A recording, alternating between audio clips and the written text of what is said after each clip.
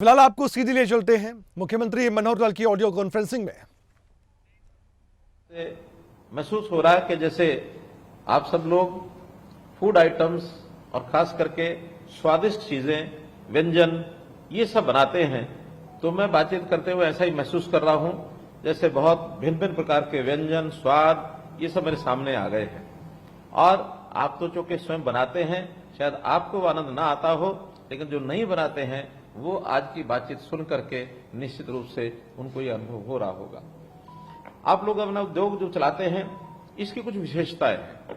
एक विशेषता ये है कि आप खास करके जो खाद्य पदार्थ जितने भी हमारे रॉ मटेरियल के नाते से उत्पाद होते हैं वो सब कृषि से जुड़े हुए हैं। और कृषि, क्योंकि हमारा प्रदेश कृषि प्रधान प्रदेश है, इसलिए कृषि प्रधान प्रदेश में हमारे किसान का जो उत्पाद है वो आसानी से बिके, उसको ठीक दाम उसको मिल जाए, तो ये बहुत बड़ा विशेष काम है कि जो आपके उद्योग के माध्यम से उनको लाभ हो रहा है। इसी प्रकार खाद्य ये जो संस्करण की जितनी भी परियोजनाएं हैं, जितने भी हमारे फूड प्रोसेसिंग के उद्योग हैं, इसमें रोजगार भी तुलनात्मक मैं समझता हूं अन्य किसी उद्योग की अपेक्षा सबसे ज्यादा रोजगार इसमें मिलता है। तीसरा, आपके उद्योग के साथ बहुत से और उद्योग भी निकलते हैं, सहायक इकाइयां उनकी जरूरत होती है, जैसे पैकिंग मटेरियल है, जैसे कुछ ना कुछ फूड प्रोसेसिंग की इंडस्ट्री में कोल्ड स्टोरेज होते हैं, जो फसल जल्दी खराब होने वाली होती है उसको स्टोरेज करके ही बचाया जा सकता है। तो फूड स्टोरेज के माध्यम से आप उन चीजों को वर्ष भर प्राप्त कर सकते हैं। तो ऐसे यही एक उद्योग है जिसका बहुत अधिक लोगों को लाभ हो रहा है। जैसे हमारी जनसंख्या बढ़ रही है, जनसंख्या का दबाव ये बढ़ रहा है, शहरीकरण बढ़ रहा है, और स्वास्थ्य के प्रति भी ये एक लोगों की जागरूकता ये बढ़ रही है। तो इसमें एक विशेष आज के समय में अपने इस उद्योग का महत्व हो गया है। हम सब ये भी जानते हैं कि प्राचीन काल में, या भूतकाल कहना चाहिए, बहुत वर्षों पहले नहीं बल्कि कुछ वर्षों पहले तक ये फूड और व्यंजन का जो काम है ये हमारे परिवार के लोग किया करते थे। हमारी दादी, नानी, हमारे बड़े बुजुर्ग वो ऐसे तरह तरह के व्यंजन बनाने में कितना ही तरह का हमारा जो किचन का काम होता था वो किया करती थी, और प्रिजर्व भी करते थे। मुझे याद है भिवानी के अंदर हमारे एक जानकार परिवार, मैं एक बार उनके साथ भोजन कर रहा था उनके परिवार में, तो उन्होंने एक अचार निकाल करके मेरी थाली में परोसा। विशेष प्रकार का स्वाद था उसमें। मैंने पूछ लिया कि बगड़िया जी ये अचार तो बहुत पुराना लगता है। कहने लगे हाँ, बस केवल 17 साल पुराना है। यानी 17 साल पुराना अचार मुझे वो खिला रहे हैं। तब मुझे उन्होंने अपनी ये बात बताई कि उनके परिवार में सैकड़ों वर्ष से ये परंपरा चलती है कि 17 साल पहले का अचार खाया जाता है, और हर वर्ष एक अचार का मटका नया डाला जाता है, हर वर्ष एक मटका समाप्त किया जाता है। तो 17 के 17 जो बड़े कंटेनर होते हैं जिसमें अचार डाला जाता है वो एक कमरे के अंदर रखे जाते हैं। तो ये इस प्रकार की प्रथा हमारे यहाँ पहले चलती थी।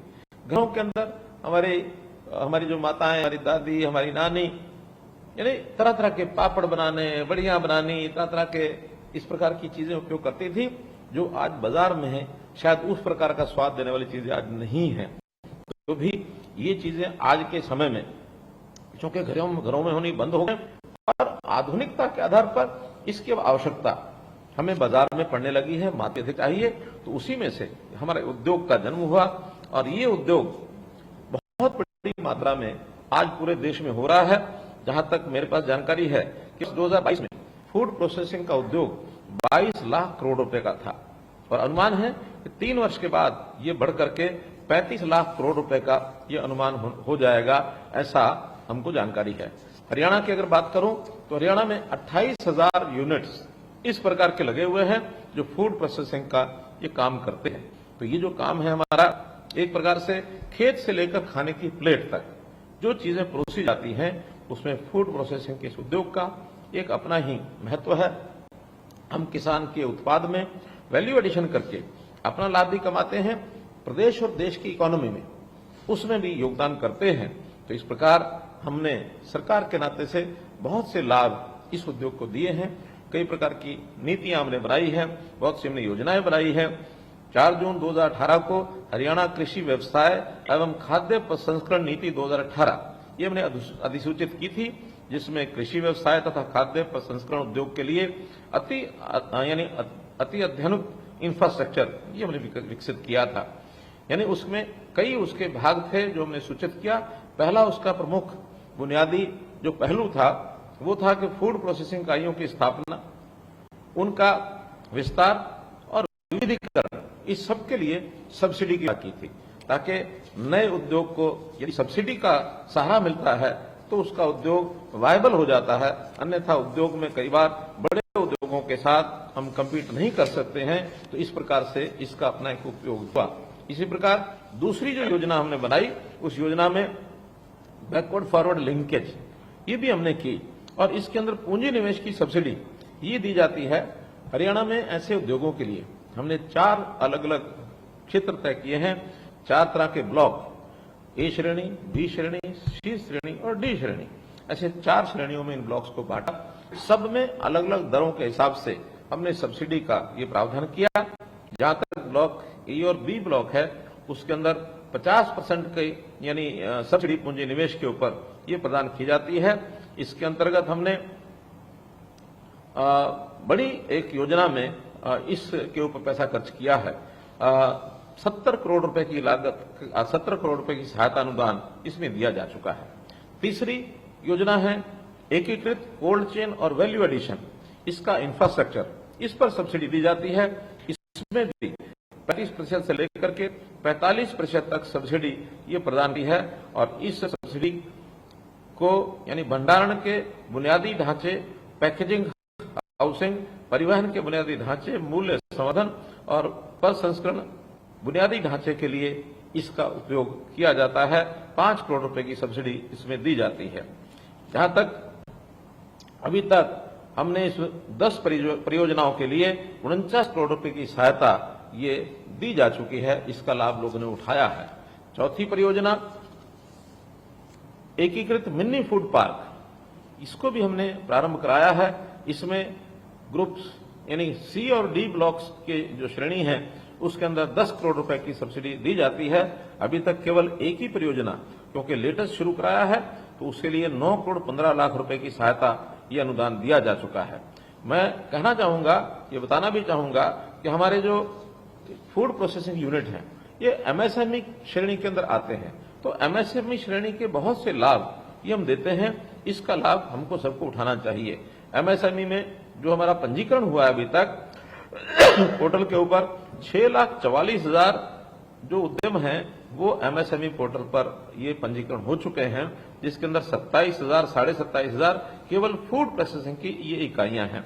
तो इस फूड प्रोसेसिंग की इकाइयों के अंदर जो हमारी पॉलिसी है हीप 2020, ये भी एक पॉलिसी जिसमें 4,860 इकाइयों ने और अपने आप को अप्लाई किया है इसका लाभ लेने के लिए।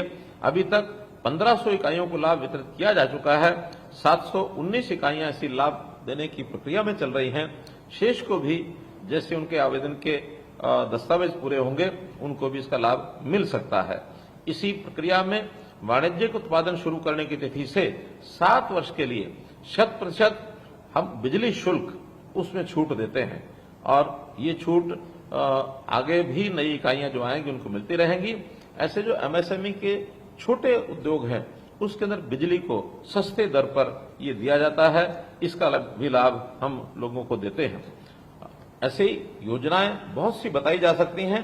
इन योजनाओं का अपना एक महत्व है। इन योजनाओं को देने से ही आखिर उद्योग आगे बढ़ सकता है। हम चाहेंगे कि हरियाणा प्रदेश कृषि प्रधान होने के नाते से ज्यादा फूड प्रोसेसिंग की इकाइयां ये शुरू करें, रोजगार को प्राप्त करें, और हम अपने उपयोग के लिए हरियाणा में जो आवश्यकता है उसका तो हम उपयोग करेंगे ही। हमें योजना हम एक्सपोर्ट करने के नाते भी यानी फॉरेन कोऑपरेशन डिपार्टमेंट उसके माध्यम से हम एक्सपोर्ट करने की योजना बना रहे हैं, ताकि कोई एक निश्चित ब्रांड बना करके हम अपने यहाँ से चीजों को बाहर भेज सकें, ताकि उसका हम अपने यहाँ फॉरेन एक्सचेंज को लाने में भी देश के नाते से भी हम उसका एक प्रकार से उपयोग कर सके, हमको लाभ हो सके। मैं निश्चित रूप से फूड प्रोसेसिंग इंडस्ट्री के विकास के लिए कुछ सुझाव ये देना चाहूंगा। मैं समझता हूं आप निश्चित रूप से उस पर ध्यान करेंगे। पहला है कि हम हमारे जो उत्पाद हैं उनकी गुणवत्ता, ये गुणवत्ता विश्व स्तरीय मानकों के आधार पर लेकर के आए, ताकि एक्सपोर्ट करने में हमको सहायता मिले, वैश्विक प्रतिस्पर्धा में हम टिक सकें। इसी प्रकार दूसरा, फूड प्रोसेसिंग के दौरान जो कृत्रिम प्रिजर्वेटिव्स हैं, उन प्रिजर्वेटिव्स के कारण से कई बार खाने की जो क्वालिटी है वो उसका नुकसान होता है, लॉस होता है, तो उसका उपयोग न्यूनतम उपयोग करना चाहिए। ऐसे उत्पाद तैयार करें जिसमें चीनी है, नमक है, फैट है, ये कम से कम हो। स्वास्थ्य के प्रति सचेत उपभोक्ता ऐसे खाद्य पदार्थों की मांग कर रहे हैं, इस ओर हमारा ध्यान रहना चाहिए। इसी प्रकार हम जानते हैं कि आज भारत इंडस्ट्री 4.0 के दौर में डिजिटल रेवोल्यूशन का चेहरा बना हुआ है। फूड प्रोसेसिंग में भी इसका कारगर उपयोग हो रहा है। विशेषकर उत्पादों को बेचने में डिजिटल प्लेटफॉर्म बहुत उपयोगी साबित हो रहे हैं। ज्यादातर उपभोक्ता कोई भी खाने पीने की चीज खरीदने के समय उसकी ऑनलाइन उपलब्धता ये तलाश कर रहे हैं। बहुत सी ऐसी कंपनियां आ गई हैं जो डिजिटल तौर पर जो मार्केटिंग के माध्यम से अपने उपयोग की चीजें ये घर पर मंगवाते हैं। सीधे उपभोक्ता भी उस पर अपना रजिस्ट्रेशन करा करके इन चीजों को बेच सकते हैं।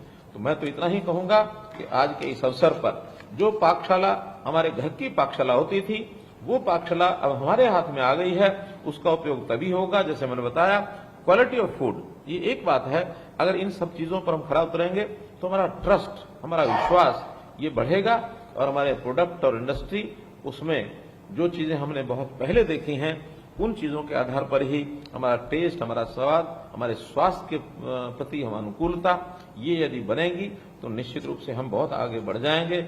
इसका हम पूरा ध्यान रखेंगे। और इसी नाते से मैं आज आपको अपने इस उद्योग के माध्यम से लोगों की जो हम सेवा कर रहे हैं, भले हमारा ये व्यवसाय है, लेकिन फिर भी हम अपने इस व्यवसाय के माध्यम से अपने देश की सांस्कृतिक पहचान, अपना जो सेवा भाव है, अपनी जो विरासत है, जिसमें भारत का जायका, स्वाद, ये लोगों को बता सकते हैं कि व्यंजनों के नाते से जितना भारत में जितने प्रकार व्यंजनों के होते हैं, शायद दुनिया के किसी देश में हों, क्योंकि हम इसको अभी महसूस कर चुके हैं।